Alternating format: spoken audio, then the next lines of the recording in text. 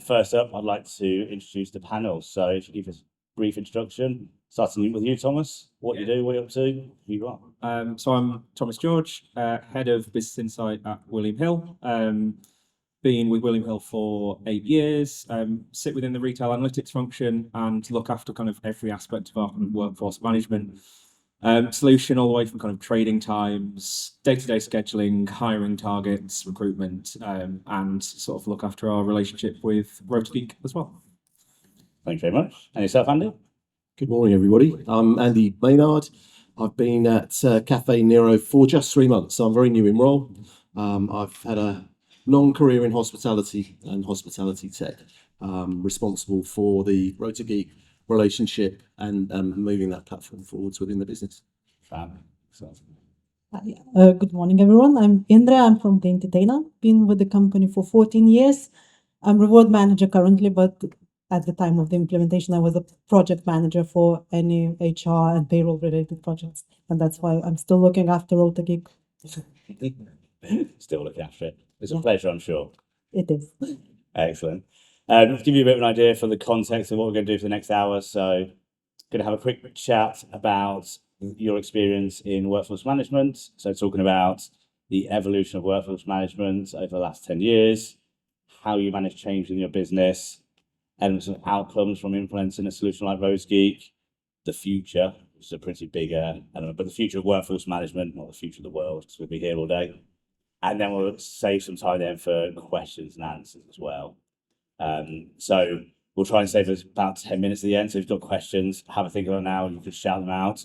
We also have Slido. So I'm going to look over to Steph at this point. Is it behind me? There we go. So if you scan the QR code on Slido, there are 5 polls within the presentation as we get to the end of each section. So we're interested in your elements and what you see at that point. So give you a second quickly to scan that QR code. I'll take that time to do a tiny plug for TPP Retail, because I am sat here doing it. So TPP Retail is not a retailer. We're doing frontline worker solutions on handheld and tablet devices. So if you are looking to relabel products, do stock deliveries, click and collect, etc., we're doing that. We also look after the device as well. So if you want to have a chat at the end, come find me. We can talk more about TPP Retail. That's a small sales pitch for the start of the day. There we go. Everyone got a Slido? Everyone good? A few more people still doing it? Need like a musical interlude at this point, don't we? Or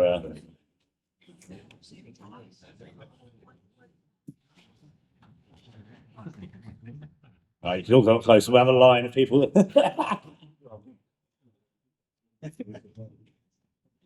Yeah. Okay. We'll leave the code up there and we'll start with some of the questions and go from there. So starting at the beginning, so workforce management and the evolution. It's definitely been a journey. It's retailers, hospitality providers, how we manage our teams, how we manage the availability of our teams. So Thomas, thinking back to your experience of William Hill, how was it before Rotageek? What was the landscape like, and how's Rotageek kind of changed that since launching? Yeah, so before Rotageek, kind of in the last 10 years, we were fully pen and paper. We were staffing managers up and down the country on carbon copy paper, mailing rotas back into head office, which is crazy to think about kind of where we are now. It was quite obvious that we needed a sort of more modern solution, and initially Rotageek was taking us away from pen and paper, just bringing us kind of onto the internet, really. Kind of moving to Rotageek was twofold. We needed that transparency. We had no kind of central auditing before Rotageek. We had no visibility of costs until the P&Ls landed at the end of the month, and we had no flexibility for our retail colleagues as well. Moving to Rotageek meant that, one, we could get that kind of central oversight. We knew well in advance kind of what our costs would look like, and kind of saw some working practices that had been long standing in the business that we weren't necessarily aware of in the centre. And then for our colleagues, it was giving them the flexibility, scheduling well in advance, to kind of take advantage of working for a business like ours, which offers a load of flexibility, which didn't necessarily get with pen and paper scheduling. It was a huge change, kind of overnight, and that was before we even brought in kind of clocking in and clocking out and automated payroll, which came later on. It was purely moving to online scheduling, which was that massive change immediately. Before that, was it an Excel type of? It was whatever local operators wanted to do. Nope. It was, you'd have a laminated sheet at the back of a shop on a notice board. Some people would do it on Excel spreadsheets. Some people would be purely pen and paper because they'd done it the same way for 30 years. Oh, absolutely. Absolutely. Yeah. Carbon copy in their business? There's got to be one hand somewhere. There's a few out there. And Andy, how about yourself? So lots of experience, different retailers and hospitality. So Caffè Nero. So how's? Yes, I mean, I guess going back a bit, very similar experiences. I remember when I was at Young's Brewery, and it was a very kind of similar setup. And one of our general managers, who was an absolute whiz on Excel, had built this prototype of kind of the demand graph, and then started to plot team members against demand. And everybody thought this guy was a bit of a magician at the time. And took that and actually started to work with a company back then called Salima, who were running a managed payroll for us at the time, who are now, I believe, owned by Access Group. And that's not an advert for the Access Group, by the way, today. Well, that's a good. We could talk about that all day long as well. But so went on that journey and actually did the development work with them. And that was a really quite exciting time to have a kind of software development house working with you to build the first version of a rostering system. And clearly, the payoffs are clear. You know, you've got consistency. You're covering all of the compliance boxes and whatnot. And that kind of immediate win for the team members as well, I think, is all of a sudden I can now see my rota on my phone is just a game changer, and such an easy sell as a first generation of rostering applications. And then Caffè Nero, how you seen in the first few weeks? Is in good? Yeah, I mean the use the use is it was selected for for a number of very clear reasons. I think we'll come on to that in a minute. But people speak very positively about it. It does exactly what it says on the tin, and we get great support from the team. I think touching on culture, the guys seem very aligned with how we work and what we do. I don't think we're necessarily the easiest customers to work with. We come up with a bit of an idea, and can we play with this, and can we see where this goes? But that's been really important. And even in my very short time here, we've done a lot of kind of discovery work, which has been really good at that, actually. So I've been a customer of Rotageek twice in my previous life. So back in June, London was the first time me and Chris met. I think in 2015, we think, Chris, around then. I had less grey hair, that's for sure. But an early start, like you say, actually. So the product was a lot newer, but actually that onboarding and that collaboration with Rotageek has always been really key, and why I did for so long as well, which is nice to be here. And Indra, how about you? So the Entertainer, a fab company. Yep. So fabulous.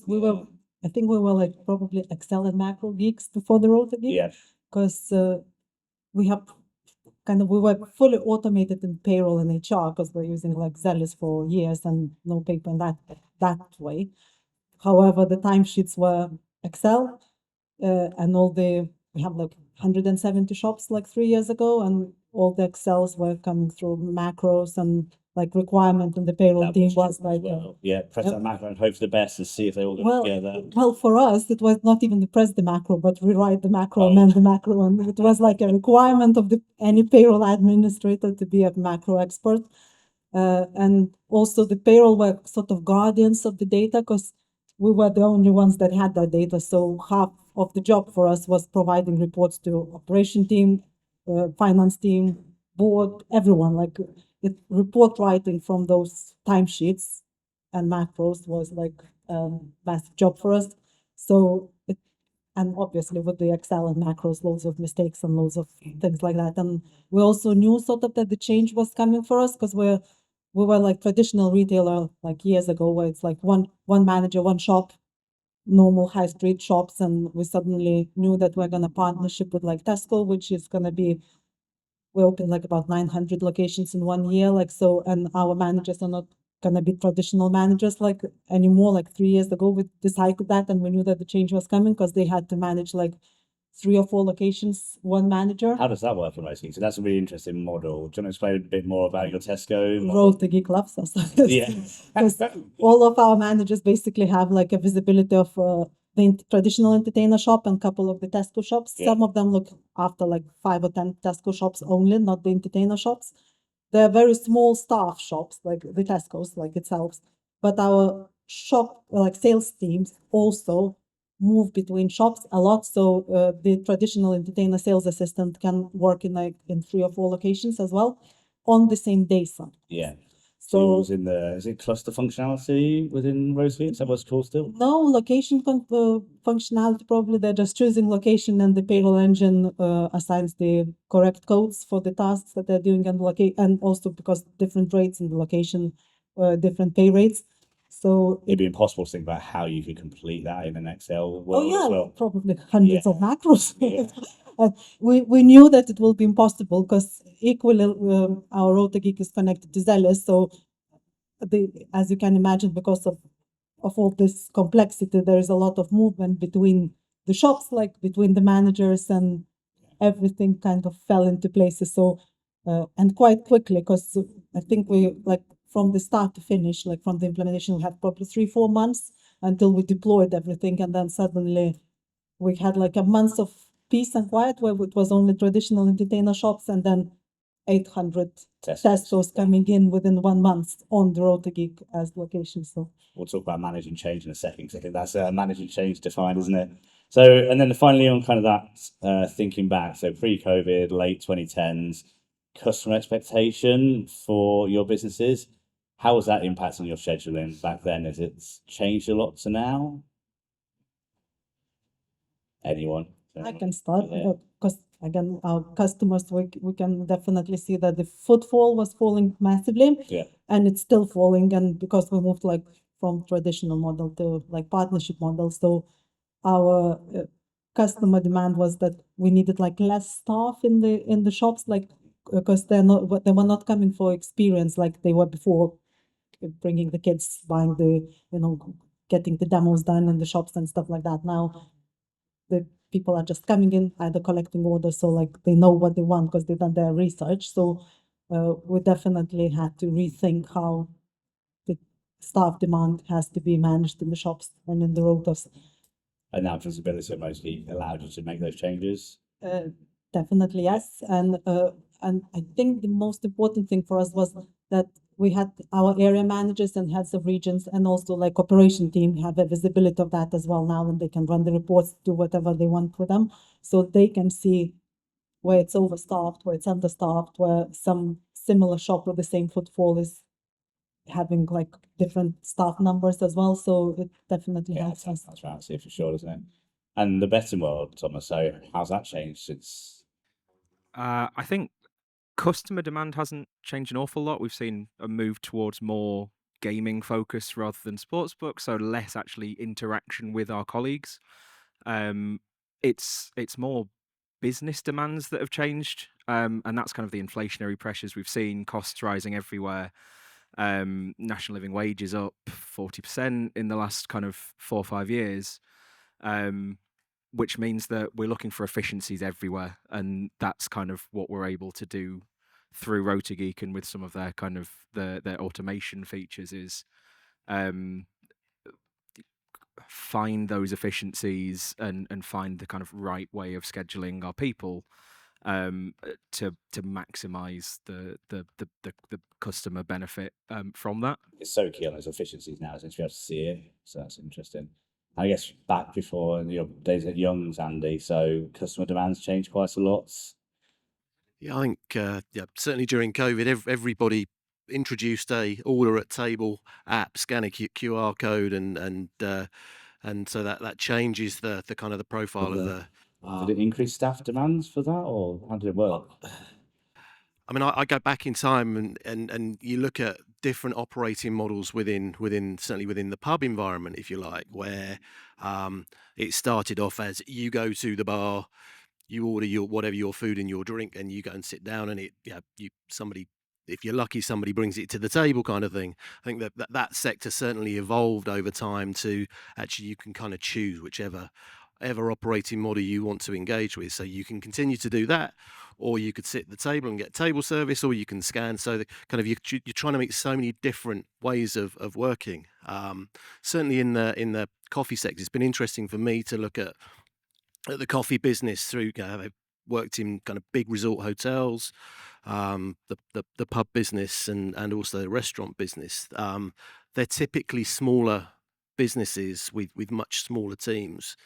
And I don't think the customer journey has actually changed very much. Caffè Nero pride themselves on having quite a unique customer proposition, which is the person that takes your order is the person that makes your drink, gives you your cake, and make sure that everything is okay. So a bit like everybody else, it's the pressures on the cost base have just been crazy. It doesn't matter where you go. I've been lucky enough just to come back from a holiday and an all-inclusive holiday where they were clearly you could just feel they're like 30% short on people. You could feel it. I saw one morning, we're sat in luxury, and one young lady walked across in tears because of the pressure that she's under, carrying this stack of plates. So Tide has to turn at some point, doesn't it? at some point there has to be some kind of reset, as far as I'm concerned, and the tooling that's available to us to make sure that it's a bit of a cliche, but you've got the right person in the right time in the right place is more important than ever now, because there's no more juice to squeeze out of that lemon, and yet we're being asked again to go again and squeeze some more juice out of the labour budget, and it's tough. It's tough out there for everybody. It is, for sure. So moving on to our first poll on Slido. So I hope you all got the QR code and you're there. So compared to 5 years ago, where do you as an audience think the workforce management has made the biggest leaps forward? So you've got 5 options up there. Hopefully that's something I've got written down here. Smarter forecasting, demand planning, fairer and more flexible scheduling, employee self-service and mobile access, data-driven decision making, and compliance and labour law tracking. So yeah, get your votes in. I definitely feel like I need a theme tune at this point for countdown style.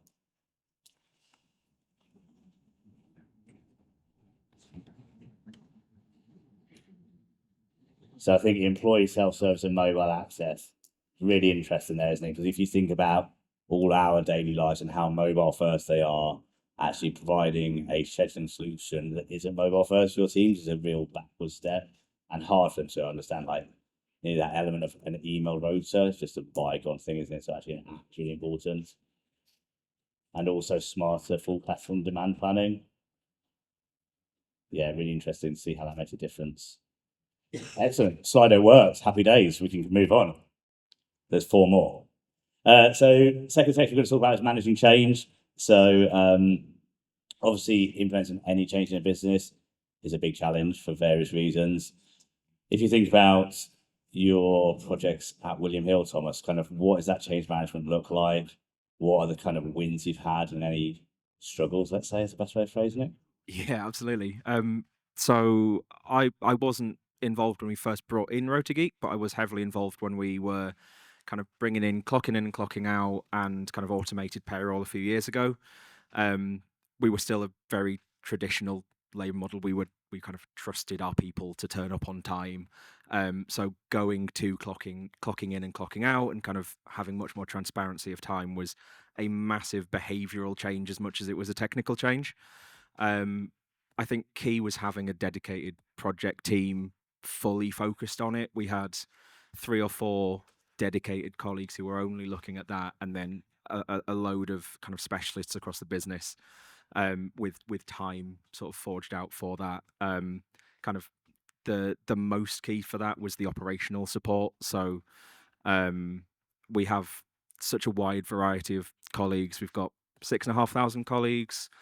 Average length of service for our shop managers is 13, 14 years, but yet we have about 2,000 colleagues with less than 2 years service. So we have such a wide variety of people who have been there. I think we've got 250 people who've been there for 30 years, who remember writing bets up on a chalkboard and kind of settling them in their heads. And then we've got people who are coming into the workforce for the first time. They've grown up on the internet.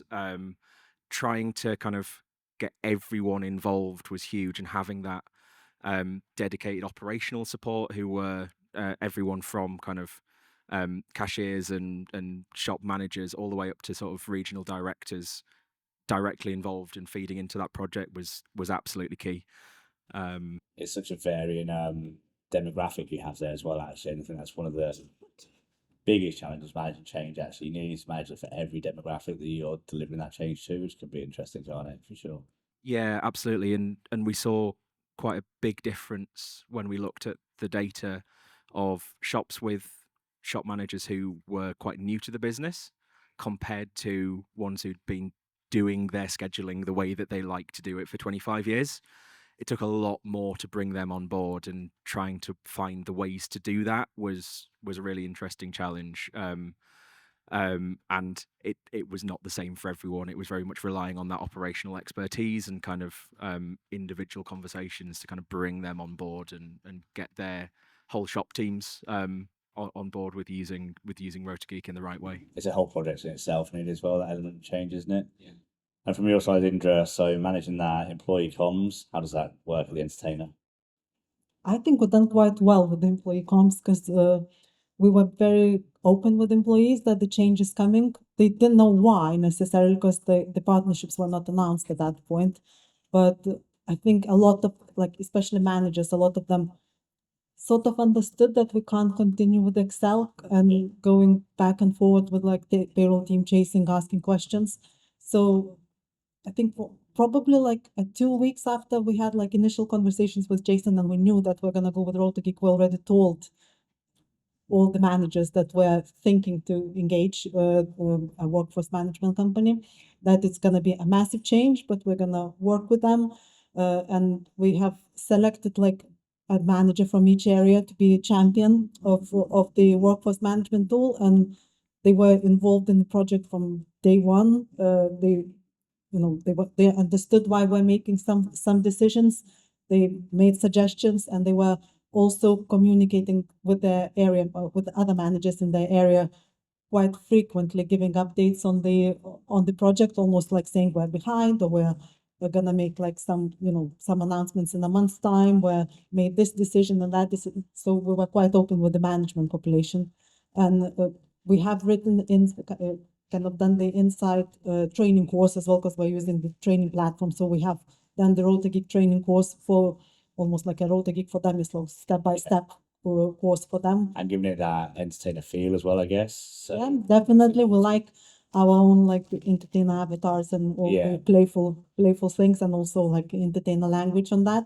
So and the managers had that course probably 3-4 weeks before the Rotageek was released to them. We also had like a soft launch period where they could choose to do both, like Excel timesheet and You're too Rotageek. kind, Indra. You're too kind. Because we try to make the experience as good as possible, and even though some things were not sorted out in the background for payroll team, we like for our managers never seen those struggles behind. We were like quite positive about that, and the employees themselves, because we knew again, because they we were not clocking in and out. It was like a trust system and things like that.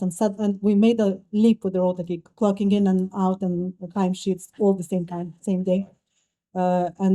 So we presume like Rotageek also had like some FAQs that usually they get from the employees about the security, like personal data, monitoring their GFN, their geolocations and things like that. So we've done like a lot of FAQs for the staff as well, and also we were not strict with them to say like you have to log in with your phone. We also made sure that they can log in on the back office PC, and all on our Zebra devices and things like that. So Rotageek is working there, so no issues like that using their data, using their like mobile phones and things like that.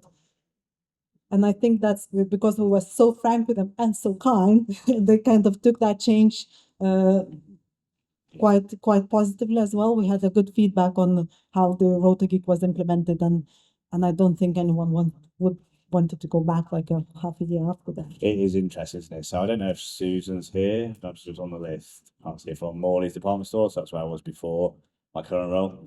And we had some people that didn't even have a mobile device. So again, we had to provide like an alternative solution to clocking in on the shop floor. For us, sort of everyone has to have like kind of the email address because the training was online. Like since COVID, like all the training was online.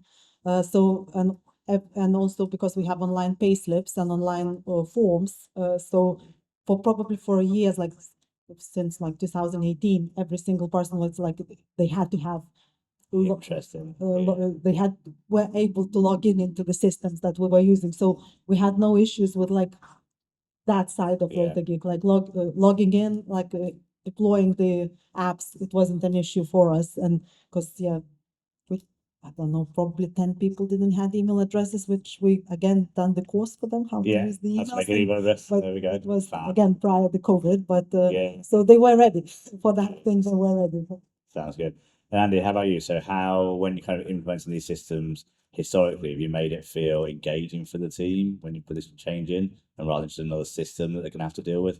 Yeah, I mean, it's a bit cliche, but start with the why. Why are we doing this? And I think I come back to kind of first generation rostering implementation is actually a really quite easy sell, particularly from a team engagement perspective. No longer am I kind of waiting for my store manager to produce the rota on a Sunday night to see what I might be working on Monday.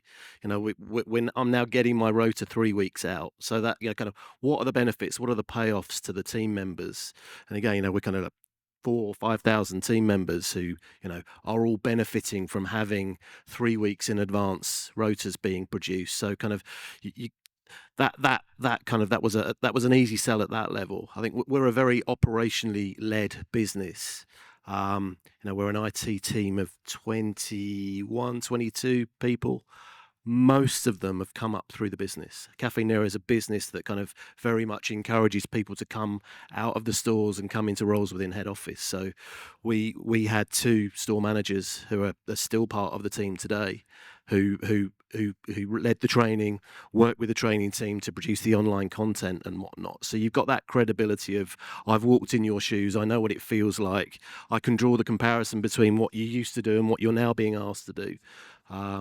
And that's, there's almost a cookie cutter approach, certainly within Caffè Nero for that kind of change. And it's very, very much operations led in that sense.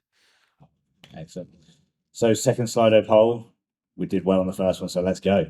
What's the most important factor in rolling out a workforce management tool successfully?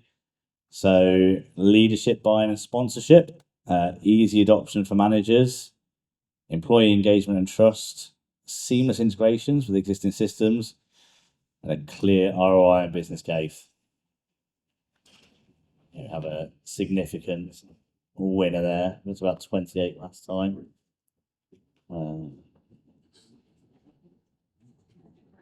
Easy adoption is also very so. Employee engagement has to be key, doesn't it? Because they are using the tool, whether it's your managers or your teams requesting leave, etc., etc. So that engagement has to be there. But actually, that adoption and making it intuitive. So I think I definitely a while back saw some quite unintuitive scheduling tools, which I struggle to use. I think Rotageek really leads in that area as well. Fab. Moving on. So third section, outcomes. So it's lots of money spent on a system to add scheduling in. We talk a bit about KPIs and how it gets delivered. Indra, from your side, what kind of KPIs did you set around the pilot and launch of Rotageek? Well, we're not very good with KPIs, but we sort of had like 3 streams of KPIs. Some of them we could measure and some of them not. So as I was the project manager looking after like payroll team and people team, so for me and for like my boss, the main thing was that it should be less work for the payroll team, and that we wouldn't need to have some niche payroll specialists that are macro experts and Excel experts and things like that, so that they would be like proper payroll people. And I think we have achieved that quite well because still our payroll managers with me. So sort of we started like our payroll team used to be like a size of 5-6 people. Wow. And now knowing that we have so much more locations, more people, we're down to 3 people now on the payroll, like just doing the proper payroll. So it's quite obvious It's a that KPI in itself, nearly, isn't it, Yeah. actually? yeah, it's And like how did the business case work to entertain it then? It was just nearly a need because you knew It- the Tesco stuff was coming in? it was a need. We had like our chief selling officer was a sponsor of the project. Okay. So it was a need. Like we did say we can't roll out Tesco with Excel, or we will need another 10 people working. A big payroll team at that point, yeah, for big sure. payroll team. And also another KPI was report sharing for us as well, because as I said before, that payroll team was just doing all sorts of reports, like sales to per hour reports and reports for the area managers about the absences, and like every single data that you would need about people was like a payroll responsibility. So for us, All ad hoc, I guess, as well. oh yes, so yeah. it was a lot of work on the Excel. Yeah. So for us, it was like enabling other teams to have like this access. So our operation team have access, L&D team have access, ER team have access, finance team have access to Rotageek as well to run reports and double check things. Obviously, area managers and heads of regions can run their reports and or like monitor the shop. So that side, I think we were able to lose one person in payroll just for those queries straight away. So that was our KPI for the shops. The most measurable one from the chief selling officer was like to lose at least like 2 hours per shop. So 340 hours per week on admin. Yeah. I think we done probably more. We haven't like looked at that like for ages, but it was very obvious because the shop managers, they hardly speak to us anymore because Yeah. everything they have no queries, like they sort out mistakes before the payroll because again staff have power now, like they see what was planned, what they are duty manager, they're expecting to see that they were duty manager on the rotas, so they know that they will be paid more, so they are catching those mistakes that were caught by payroll or after payroll. And those 2 hours saved, you reinvest into customer time on the shop floor. Is that kind of the goal of what happened? Yeah, it's almost like pays for the Rotageek. Yes. Yeah. All those savings are paying for the Rotageek. So these were our probably the main KPIs. Fab. But Interesting. And Andy, from your side, so hospitality a little bit different, but some similarities, I presume, from a KPI perspective. Yeah, very much so. I mean, there's the classic time saving. I'm going to save X number of hours per week. I think certainly from a Caffè Nero perspective, it was ease of use and simplicity of use was absolutely key. As was the ability for us to take data out, and also we have a master people database within Caffè Nero, so that kind of that two-way integration was absolutely key in order that we could then start to report at a store level on a day-to-day, whatever you need to be able to report on from a labor perspective. And we're still evolving that as time goes on, but again, that ability for people to see, an area manager to see what it is that is going on in their store today. I mean, an extreme example during some of the hot weather, one of the businesses brands that we own work with a sales forecast where they're actually getting the store manager at the end of the day to override the sales forecast to see what impact that's going to have on the end result of the cost of labor for that week. So I mean, that's kind of real micromanagement stuff, but you can see how the tool can be used to really kind of manage every hour of every shift, if you like. And it's interesting the amount of errors from those manual processes back before as well. So you don't even see the benefit of how many iterations you'd have on a schedule, whether it be paper and Excel and changes. So actually that benefit of it going onto a system is just nearly intrinsic in it as well. Yeah, I mean the payroll team get the data in on time. It takes less people to process more stores as we acquire more businesses. Less chasing as well. Yeah, I mean the Excel emails and timesheets back in the day was non-stop. we have no phones in payroll team anymore. We have No. one phone left, but it's not used. No one knows where it is. We still have we've made a mistake in the timesheet. It's been submitted.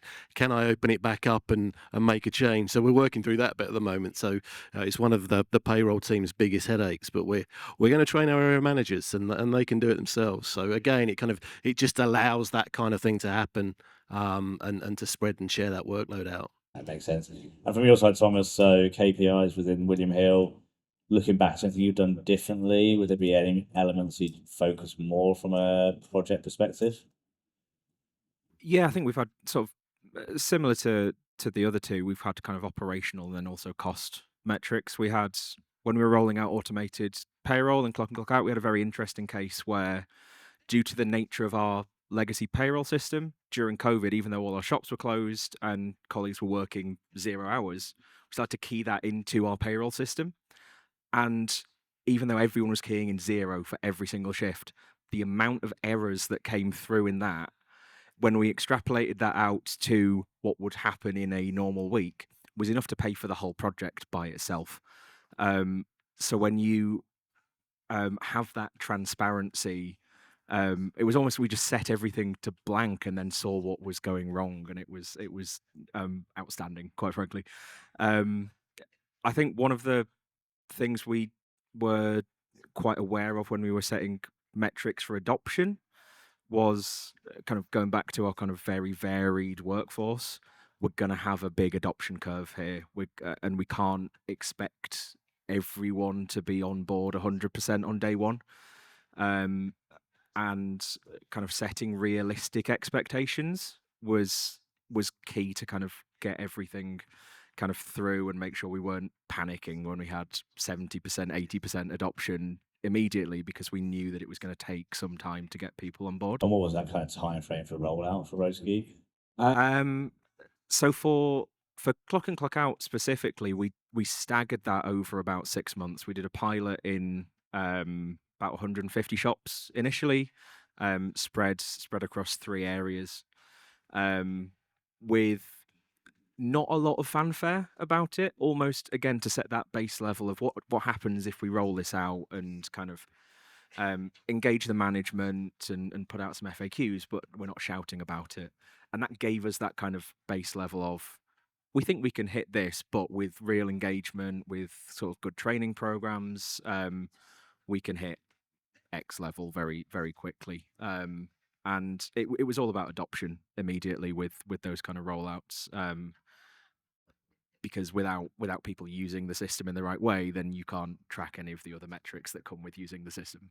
You get not the full picture ultimately, so you not get the benefit of the system. And Indra, what was your kind of rollout time from the entertainer?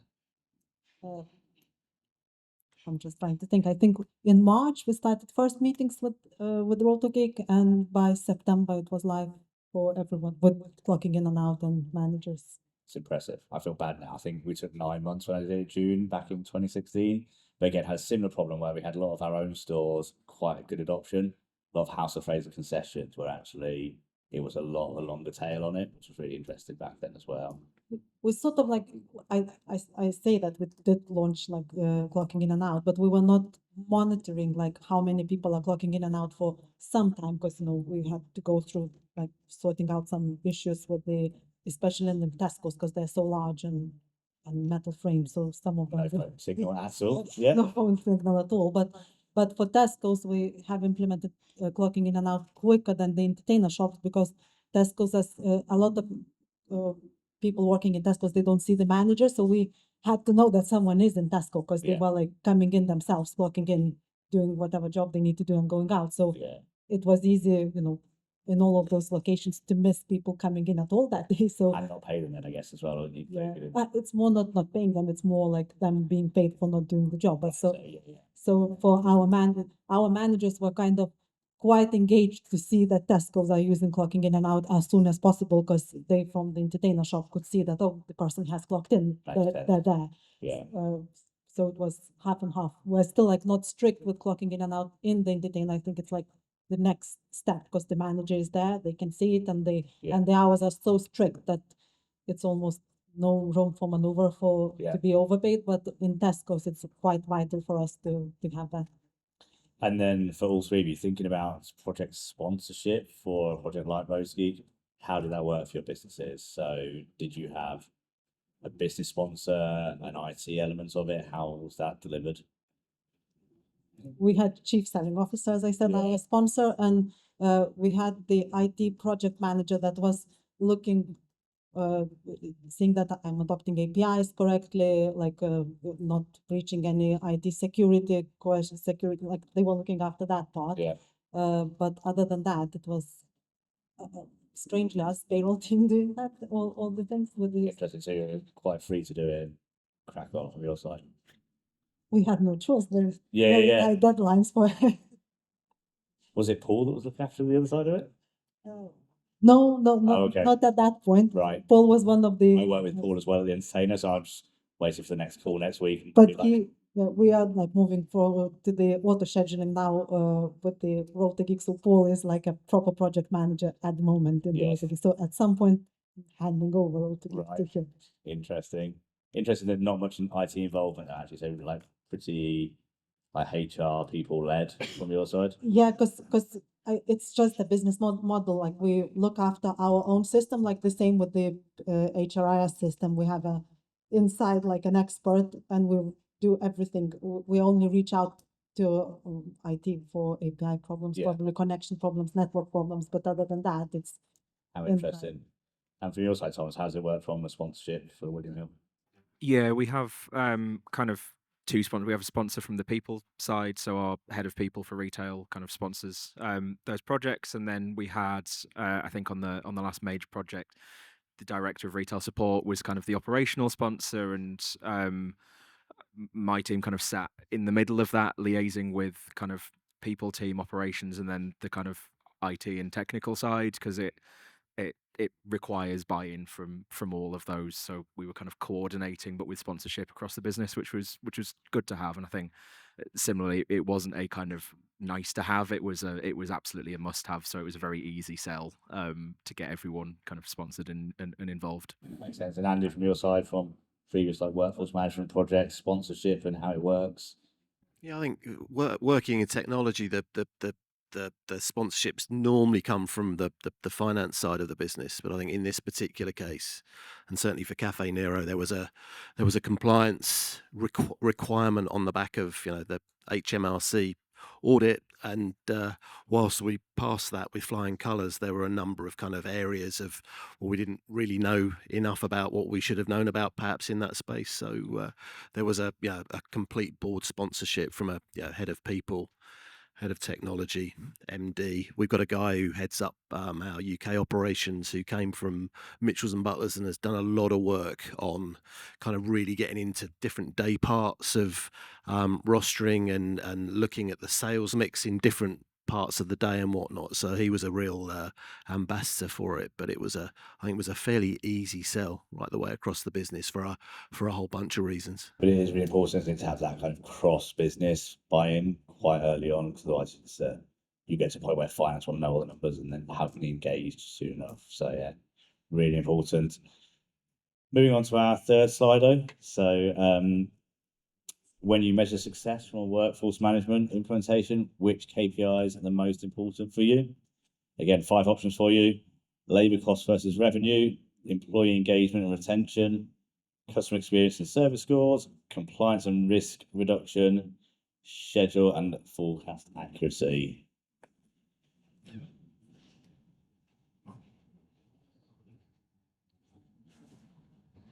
So interesting, because I thought the employee engagement retention would have gone higher based on the last one, but actually down at 3rd for that.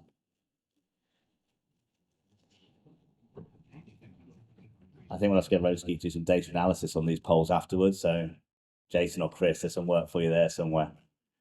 We've got about 15 minutes left, so moving on to our last section before we get to Q&A. So have a little think. Any questions for the panel at the end? They're the bits which are unscripted as well, so they'll hate that bit. So some good questions, please, from that side. So yeah, moving on to the futures. So here's where the crystal ball comes out, and specifically in workforce management. So you've all been working in workforce management solutions for a little while, seen the benefits of them where they are today. So any of you, kind of what do you see the future being of workforce management and the benefits coming in the next 3 to 5 years, let's say?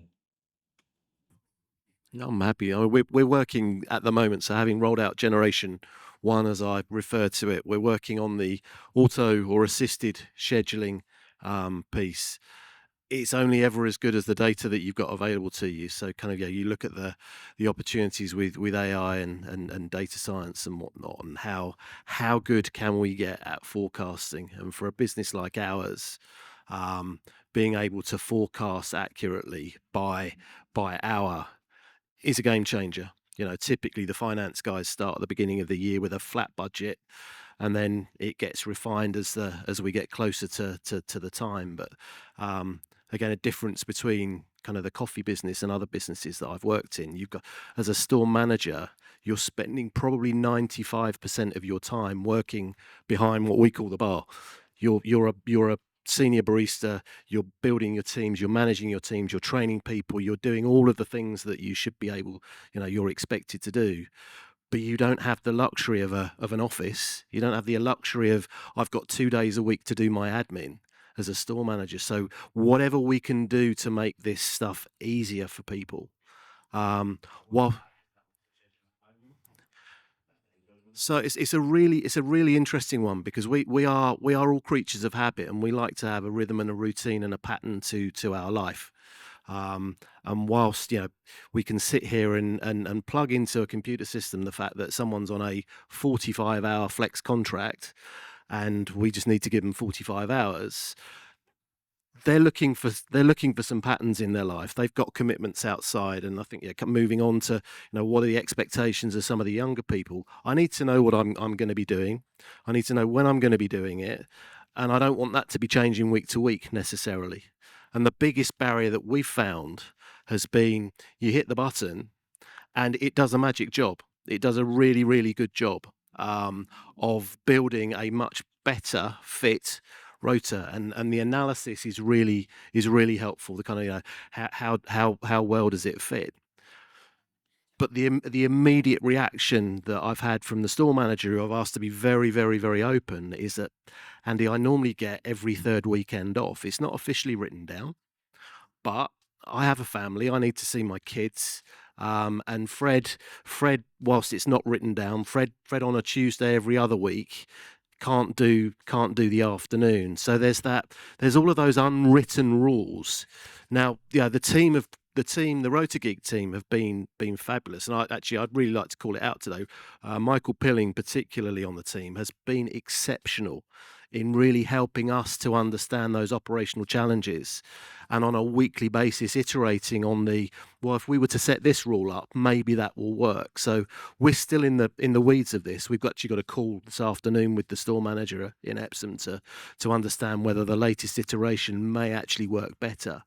But I think if you compare the first generation of rolling this out, it's a no-brainer that employee engagement goes that way. We need to be really, really, really careful as an industry, where we're asking more and more and more of less people, that we don't just tip them over the edge. And I think that's It's that nuance, isn't it, of, like you say, people's preferences outside of their Monday to Sunday preferences, that actually there's something a little bit bigger going on. Yeah, and I think that could be the difference. Yeah, our owner Jerry stood up and said the most important thing to our business is keeping our turnover down as low as we possibly can, investing in people, understanding that people work blooming hard for us, but they need their downtime and they need some patterns and whatnot. So it is, and we're working with them on that.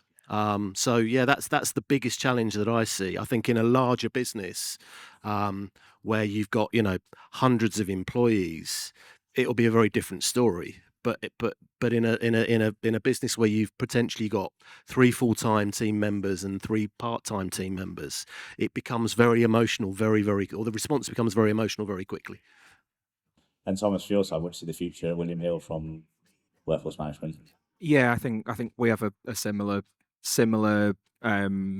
findings with kind of the automation.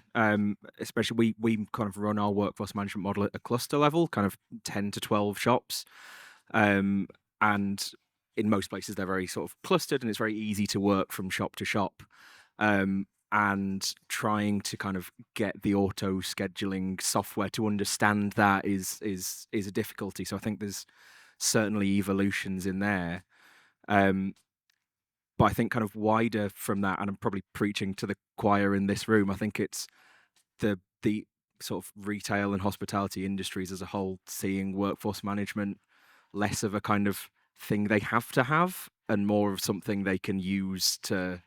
Right, exactly. It's an engagement driver. It's an efficiency finder. It's not just something that you have to make sure that you've got schedules. It's something that you can use to really improve. And sometimes the teams to be able to like request a change independently, whereas you can Right. manage that to approve it and actually changing that cultural element of how stores can work and teams can work, but within the nuances of the business. So it's a real challenge to solve it from that side. Yeah, I think the flexibility is absolutely everything for colleagues, and the more that can be done to kind of enable that within the kind of tools that you're using, that's where I think it will be moving. And Indra, from your side, the entertainer, what does the future hold in that glass ball? We don't know yet, but I think for us the complexity of our like kind of shop and partnership relationship, because it's almost impossible to auto schedule, because auto scheduler doesn't know how long does it take from one entertainer to get to the Tesco, do a couple hours, go to another Tesco, we have complex rules, what's included in the travel time, what's not included in the travel Yeah. time. So for us, we're doing like kind of backwards auto scheduling, almost scheduling Tesco hours first, which is like few hours a day for few people, and then asking auto scheduler to fit in The rest of it. the rest of it. And again, it's small shops, but it's again human interaction as well, what they feel, what they can do. Yeah. Maybe if the shop looks after a couple Tesco, one of them doesn't like going to that Tesco because then it takes them further go home from. So Yeah. it's still a lot of human interaction in the scheduling. So it sounds like from all three of you actually, that auto scheduling element is not to try and crack, which is a real challenge for sure to get the benefits without impacting morale, turnovers, teams, etc. And for us, getting data in as well, because it's fine for the traditional shop, you can get in sales per hour figure. Again, in the partnership shops, Tesco has million people coming in, so you can't use the data, footfall data. Also, we get the transaction data in bulks, not what so it's we still don't know what data we could upload, and I think it's like a learning curve, which maybe 5 years time we can sort it out. Again, systems are changing, and we are as operation are changing as well, because at the moment it's not available to. Yeah, makes sense. And then we can't sit on a stage without talking about AI. So it's obligatory if you sit on a stage with a microphone in your hand to mention those two letters. So your thoughts on AI and how it will impact the workforce management tool and Rotageek. Have you seen anything yet that Rotageek are doing? We're certainly from a forecasting perspective starting to see some interesting results. As I said previously, it's only ever going to be as good as the input of data sources, and I think it's interesting for a business like Rotageek. If you look at all of the different factors that will influence what it is that's going on, whether that be footfall, whether that be weather, whether that be external events, to what extent can we expect our provider of software to be providing that insight, or do we look to do that ourselves? And as a business, we're investing quite significantly in a number of kind of very modern software applications and whatnot that are starting to pay off in that sense. There's a long way to go, I think. There's a long way to go because behind the scenes, there's the nuts and bolts of the engineering of it. I mean, I'd love to see. It's quite real, isn't it, at the moment, where we are on that hype curve of AI is.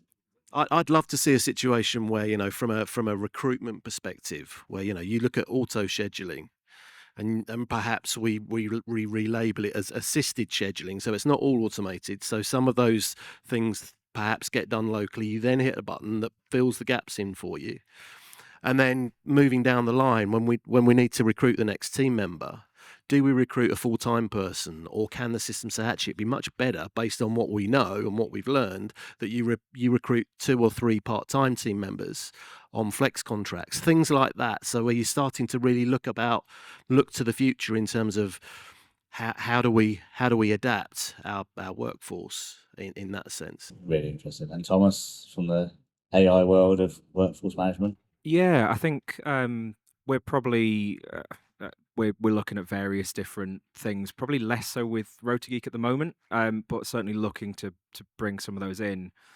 We work with a different third party to use their machine learning models to set trading times and kind of really just take in way more data than we can possibly sort of wrangle and opening hours, closing hours, and kind of how we distribute those hours through the day. That was previously a kind of heavily manual model. We changed twice a year. Kind of we'd have summer trading, winter trading, and that was it. We're now much more flexible with that, and we're seeing massive benefits from that. So I think, given the success of that program, and obviously the massive strides that we've seen in the last even the last year or two with what AI is able to do, certainly going to be looking at plenty of other opportunities. And Indra from the Entertainer, how is the world of AI changing Again, yours? we're not looking at the Rotageek AI at the moment like so much, but I could see some benefits like in improving like report analysis, like AI based on the Rotageek, because at the moment it's quite manual. You have to extract data, loads of filtering, loads of, and you can't even extract all the data that is available in Rotageek on I the think report. Chris's product update after the coffee break might answer some Well, questions, but he's yeah. waving from the back, so he Well, might have shown me some of it, but I we're can't looking possibly forward tell to that. or steal his thunder. But yeah, interesting. So maybe that'll be something. Yeah, like some sort of like power automating reports, like running them instead of pressing the button, getting email reports like on whatever weekly schedules to the correct people, whatever they need. That would be. Be interesting to see how it I comes. know we discussed it with Stu this morning. He said like the best thing would be the AI knowing that you came into the shop like instead of clocking in and out. So just by your mobile device, you're entering in. You don't need to press anything. Sounds like a GDPR problem somewhere there, but we'll move that. Steph, Well, time it's a wise, wish. have we got 10 more minutes? Should we jump straight into questions? 5 more minutes. 5 minutes. That's the So, should we next Slido or Mr. Slido? Mr. Slido. So, any questions from the room? Got 3 experts who've done this before. If you're in the middle of your workforce management rollout or thinking about it, anything that you want to ask the panel? Oh, they're behind me. This is going to test my neck, isn't it? So I think we've probably done AI. Any advice for an organisation about to go live with Rotageek? What would be the one thing you'd do differently? I think our biggest learning curve was that because we're going like miles per hour, but we were trying to adapt Rotageek to our processes rather than stopping and actually thinking that maybe we should not adapt Rotageek to our processes. Maybe we should make a change and actually understand what Rotageek can do and what we can change. So that would be the biggest advice, because then we have some learning curves that we had to undo our decisions. And we've heard from our implementation manager saying, I told you so. Yeah, I think it's work out what your end goal is before you even start that project. We were very similar. We took our previous working patterns and went, we'll just put a tool on top of it, and then we're still trying to unpick some of that. So work out where you want to get to in a year, 2 years, and build back from there rather than building forwards from where you are. Makes sense. And people will adapt to change, because we were like kind of safeguarding our managers and thinking, oh no, they want this. We have to have this. And we spent loads of time like building BI reports, and nobody's using them. We scrap them because nobody's using them. And from a information you received since implementing Rotageek, is there one business decision that stood out that you've been able to implement and been effective? I mean, it's a bit of a niche case, but quite an interesting one. When I saw the BI team are working at the moment on what they're calling a difficult shift report, and this is very much attuned and aligned with our owner's view that we need to look after our teams.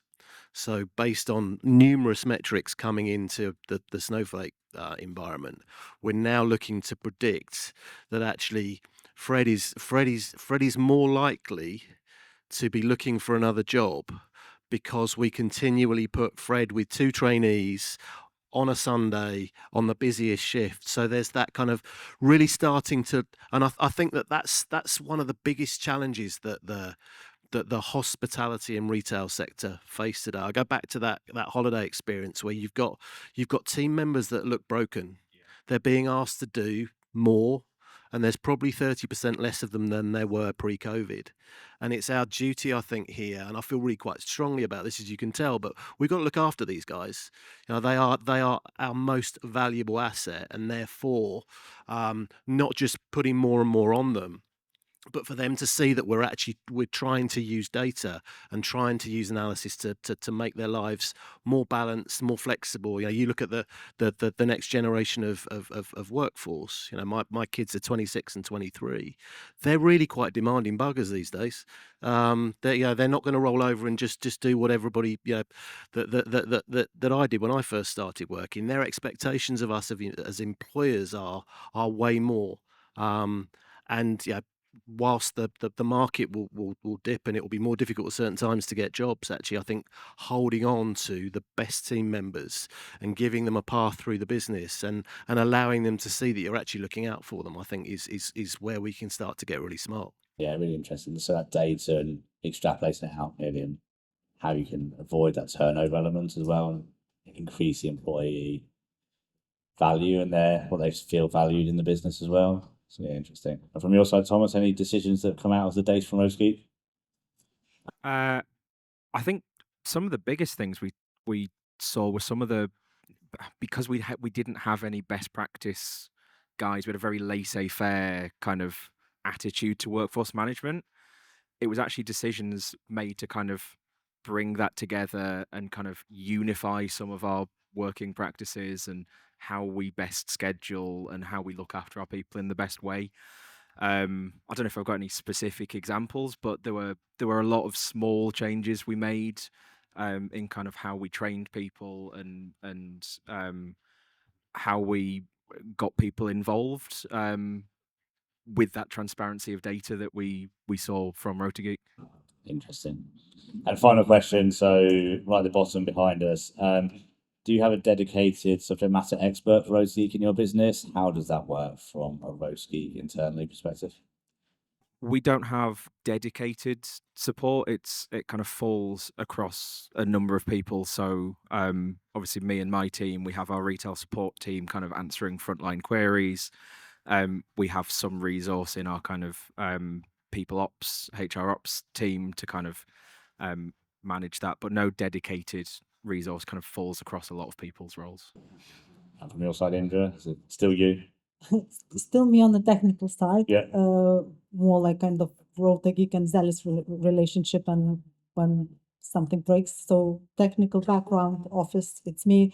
But we still have like our shop champions that are kind of managers that actually can help with life decision, like with day-to-day decisions for other managers, like new starters or somebody not figuring out how to do it. So they still reach out to the other managers that know Rotageek inside out. And of course our payroll team, because all of them are fully trained and Day-to-day users, I guess. So day-to-day users as well. Yeah. makes sense. Right, I think we've run out of time. So as the wall says behind me, coffee break for about 15 minutes. Thank you all for your insight, time, and if you want to grab the guys during the coffee break or lunch, I'm sure you can ask the questions that weren't covered. Thank you again.